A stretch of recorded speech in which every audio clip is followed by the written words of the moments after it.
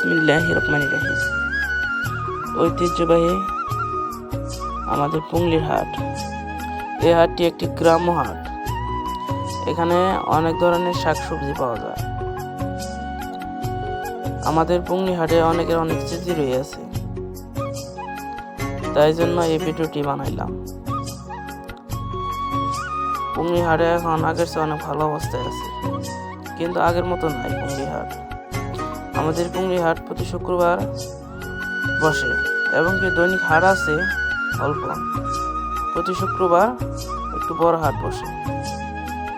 সবাই টাটকা শাকসবজি নিতে চাইলে এই পুংলি হাটে আসতে পারে।